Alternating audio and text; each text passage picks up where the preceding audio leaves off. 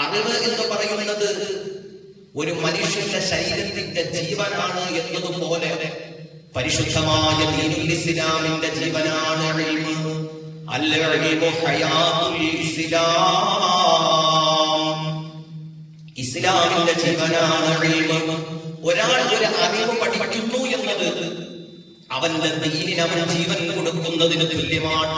എത്ര ചെറിയ കാര്യമാകട്ടെ വലിയ കാര്യമാകട്ടെ, ഇൽമു പഠിക്കുന്നു, അറിവ് പഠിക്കാൻ പരിശ്രമിക്കുന്നു എന്നത് അവൻ അല്ലാഹു നൽകിയ ദീനിന് ജീവൻ കൊടുക്കുന്നതിന് തുല്യമാണ്. അല്ലാഹുവിന്റെ പരിശുദ്ധമായ നൂറാണ് ഇൽമ്. നൂറുല്ലാഹ്, അൽ ഇൽമു നൂറുല്ലാഹ്. അല്ലാഹുവിന്റെ വെളിച്ചമാണ്, പ്രകാശമാണ്, നൂറാണ് ഇൽമ്. ഇൽമുമായി എപ്പോഴും ബന്ധപ്പെടുക. അത് പടച്ചവന്റെ കാരുണ്യം നമ്മിൽ ഇറങ്ങാൻ കാരണമാകും. അള്ളാഹുവിന്റെ കരുണ നമ്മളിൽ ഇറങ്ങാൻ അത് കാരണമാകും. കാരണം ഇൽമ് എന്നത് അള്ളാഹുവിന്റെ വെളിച്ചമാണ്, നൂറാണ്.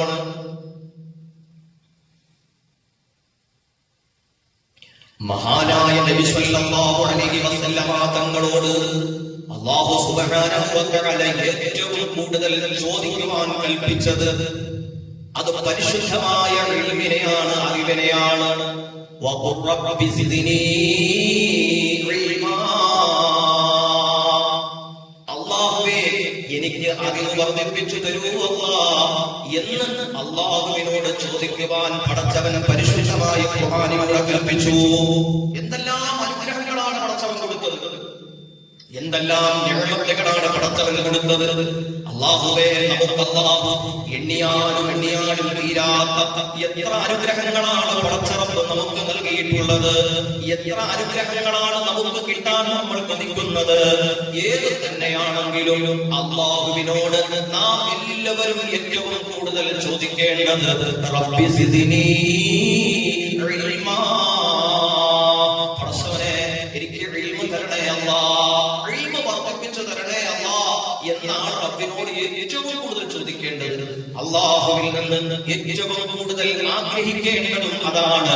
മഹാനായ അബൂ ദർദാ റളിയല്ലാഹു അൻഹു പറയുന്നു, കുൻ അലിമാ ഔ മുതഅല്ലിമാ ഔ മുസ്തമിആ ഔ മുഹിബ്ബാ ഫലാ തകുൻ ഖാമിസാ. എടോ, 4 വ്യക്തികളിൽപ്പെടാൻ നീ ആഗ്രഹിക്കണം, പരിശ്രമിക്കണം. 4 വ്യക്തികളാവാൻ നമ്മൾ തീരുമാനിക്കണം. അതിലേതെങ്കിലും ഒന്ന് നമ്മളായിരിക്കണം. കുന്നഅലിമാ, നീ ഒരു വിജ്ഞാനിയായി മാറണം, പണ്ഡിതനായി മാറണം.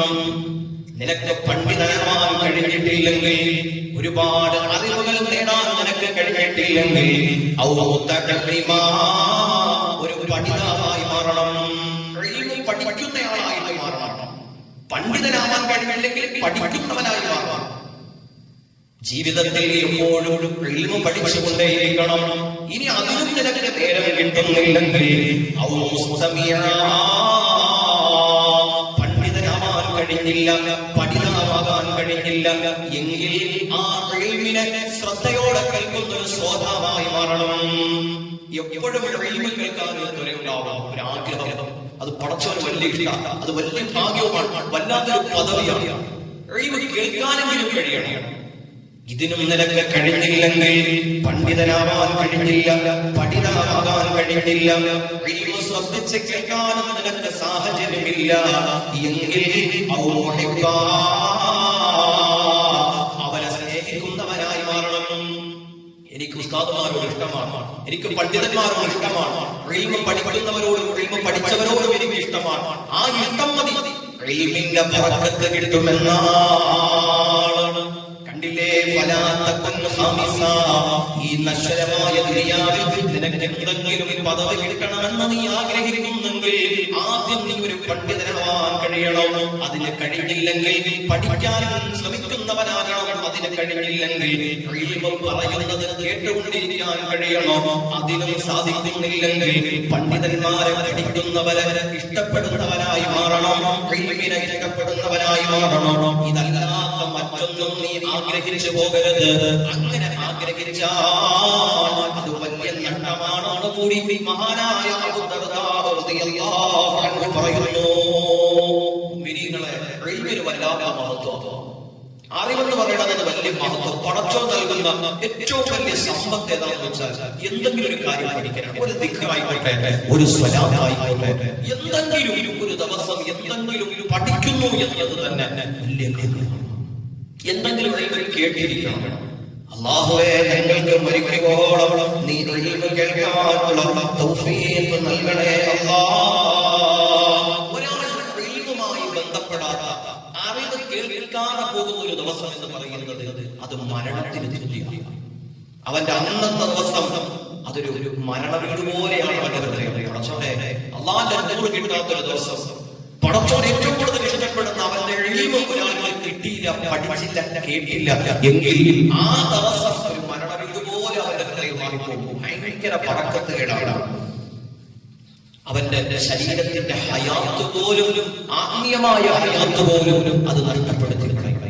3 ദിവസം വരെ ആ ഇൽമ് ഒരാൾക്ക് ശ്രദ്ധിക്കാനോ പഠിക്കാനോ കഴിഞ്ഞിട്ടില്ലെങ്കിൽ ഹൃദയം മരിച്ചു പോകുമെന്ന, അവന്റെ ഹൃദയം മരിച്ചു പോകുമെന്നാണ് മഹത്തുക്കൾ പറയുന്നത്.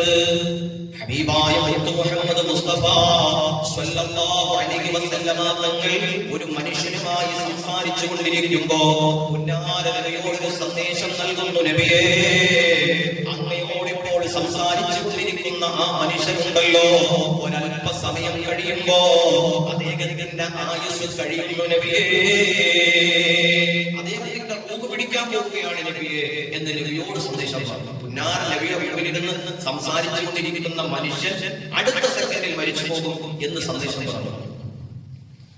ആ നേരം ഹബീബായ നബി തങ്ങൾ ഈ വാർത്ത അദ്ദേഹത്തിനോട് പറഞ്ഞു, സഹോദരാ, ഒരല്പസമയം കൂടി മാത്രമാണ് നിനക്ക് ദുനിയാവിൽ ജീവിക്കാൻ കഴിയുന്നത് എന്ന് പറഞ്ഞപ്പോ പരിഭ്രാന്തിയോടെ തന്റെ ആയുസ് അവസാനിക്കുന്ന അവസാന നേരത്ത് ഈ ഭൂമിയിൽ തനിക്ക് ഏതാണ് ഏറ്റവും ഉചിതമായി ചെയ്യാൻ കഴിയുന്ന ഒരു നല്ല നന്മ പറഞ്ഞു തരൂ നബിയേ എന്ന ആശങ്കയോടെ ആ മനുഷ്യൻ പുന്നാര നബിയോട് പറഞ്ഞു, നബിയേ, ഞാൻ അല്പനേരം കഴിയുമ്പോ മരണപ്പെട്ടു പോകുന്നവനാണല്ലോ, എങ്കിൽ മരണപ്പെടുന്നതിന് മുമ്പ് ഈ ഭൂമി ലോകത്ത് എനിക്ക് ചെയ്യാൻ കഴിയുന്ന ഏറ്റവും നല്ലൊരു കർമ്മം പറഞ്ഞു തരൂ നബിയേ എന്ന് നബി സ്വല്ലല്ലാഹു അലൈഹി വസല്ലമ തങ്ങളോട് പറഞ്ഞപ്പോ നബി തങ്ങൾ പറഞ്ഞു,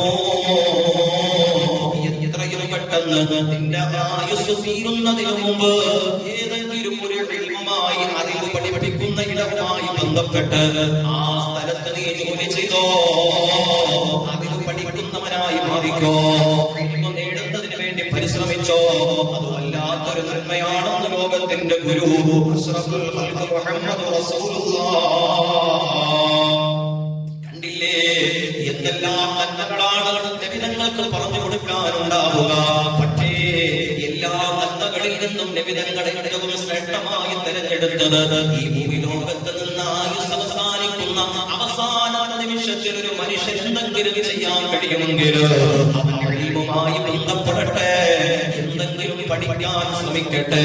അതുപോലും അവന്റെ ആയുസ്സിൽ ഏറ്റവും മഹത്വമാണെന്ന് ലോകത്തോട് പഠിപ്പിച്ചു ലോകത്തിന്റെ ഗുരുവായ മുഹമ്മദ് മുസ്തഫ. എന്റെ പ്രിയപ്പെട്ട സഹോദരങ്ങളെ, വിദ്യാലയങ്ങൾ തുറക്കപ്പെടുകയാ, മദ്രസകൾ തുറക്കപ്പെടുകയാ, ഭൗതിക വിദ്യ വാഹനം കൊള്ളാമടോ, ആത്മീയ വിദ്യയാണ് അതിന്റെ പ്രകടോ. എല്ലാ അറിവുകളും പ്രധാനപ്പെട്ടതാ. പരിശുദ്ധമായ ഖുർആൻ എല്ലാ മേഖലകളും പഠിക്കാനാണ് നമ്മളോട് പറയുന്നത്. അത് ഭൗതികമാവട്ടെ, ആത്മീയമാവട്ടെ, മതപരമായ അറിവാകട്ടെ, ലോകത്തെ കുറിച്ചുള്ള പഠനമാകട്ടെ. പരിശുദ്ധമായ ജുമുഅ ലോകത്തുള്ള എല്ലാ വിശ്വാസികളും നിർബന്ധമായി അനുഷ്ഠിക്കുന്ന എല്ലാ ആഴ്ചകളിലും പള്ളികളിൽ ഒരുമിച്ച് കൂടുന്ന അതിപ്രധാനമായ ഒരു നമസ്കാരമാണല്ലോ ജുമുഅ.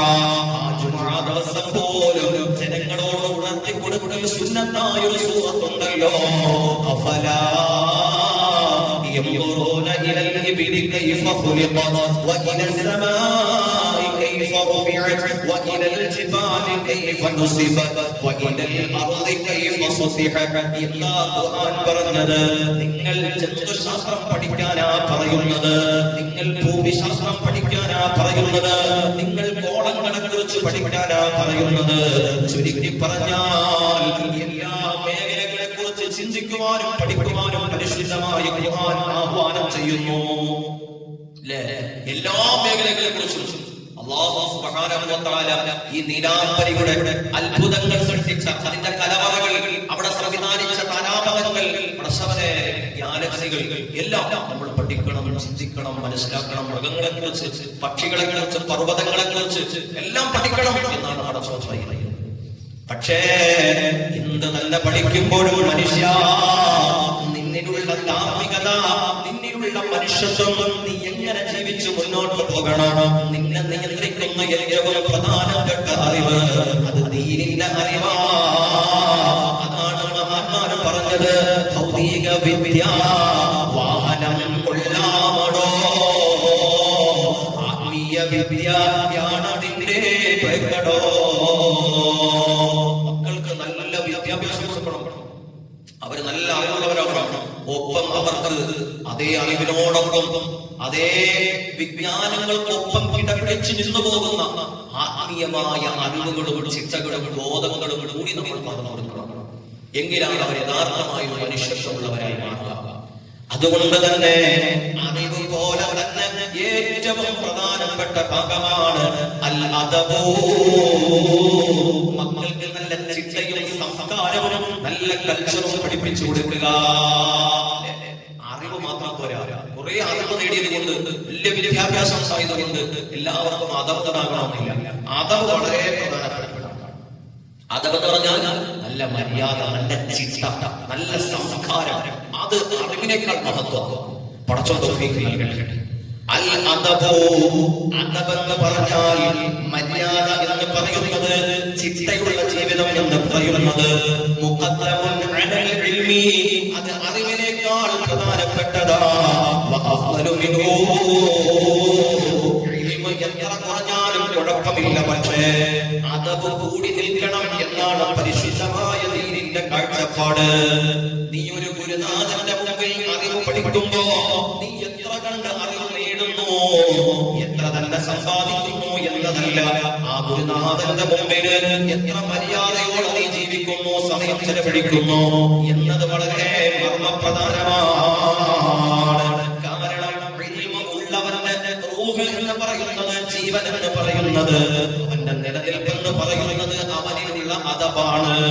അതുകൊണ്ട് തന്നെ മദ്രസകളിൽ ഏറ്റവും പ്രധാനപ്പെട്ട പാഠമാണ് പാഠം ഒന്ന് അൽ അദബ്, അദബിനെ കുറിച്ച് സംസാരിക്കുന്നു.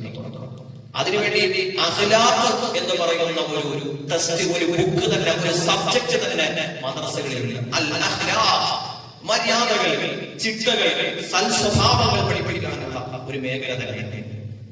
കുറെ അറിവ് കൊടുക്കുക എന്നത് മാത്രമല്ല, നല്ല അദബും അതിന്റെ പേരാണ്. ഏറ്റവും പ്രധാനപ്പെട്ട ഭാഗമാണ്. എന്റെ പ്രിയപ്പെട്ടവരെ, അദബില്ല എന്നത് കൊണ്ട് അവൻ നേടിയ അറിവുകൾക്ക് പുരോഗതി ഉണ്ടാവില്ല. അറിവും അദബും ഒരുപോലെ നിലനിൽക്കുമ്പോഴാ അവൻ പഠിച്ച കാര്യങ്ങൾക്ക് പുരോഗതി ഉണ്ടാവുക, വളർച്ചയുണ്ടാവുക. പലപ്പോഴും നമ്മൾ പറയുമല്ലോ അല്ലെ, വളർത്തുദോഷം. എന്ത് വളർത്തുദോഷം?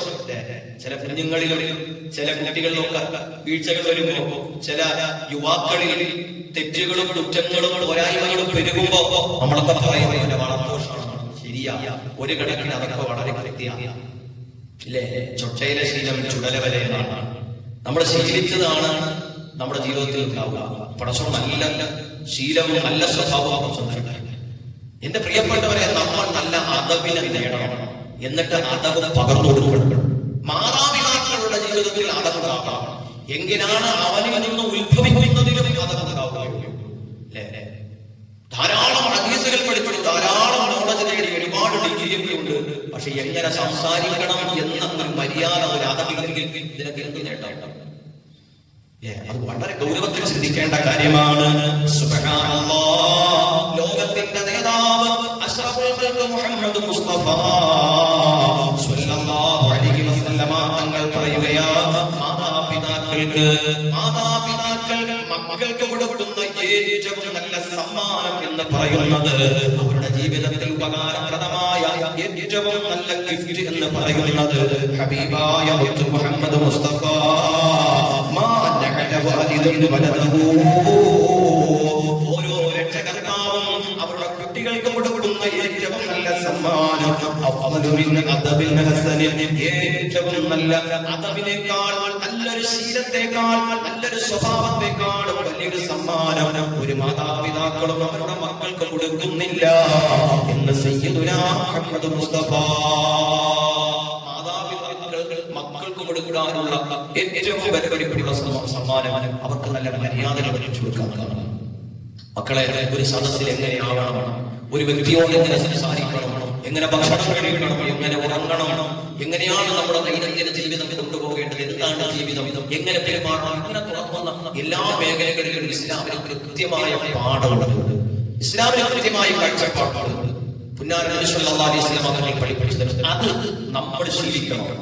എന്നിട്ട് നമ്മുടെ മക്കളിലേക്ക് പകർന്നു കൊടുക്കലാണ് ഏറ്റവും നല്ല വിലപിടിപ്പുള്ള സമ്മാനം എന്ന് സയ്യിദുനാ മുഹമ്മദ് മുസ്തഫ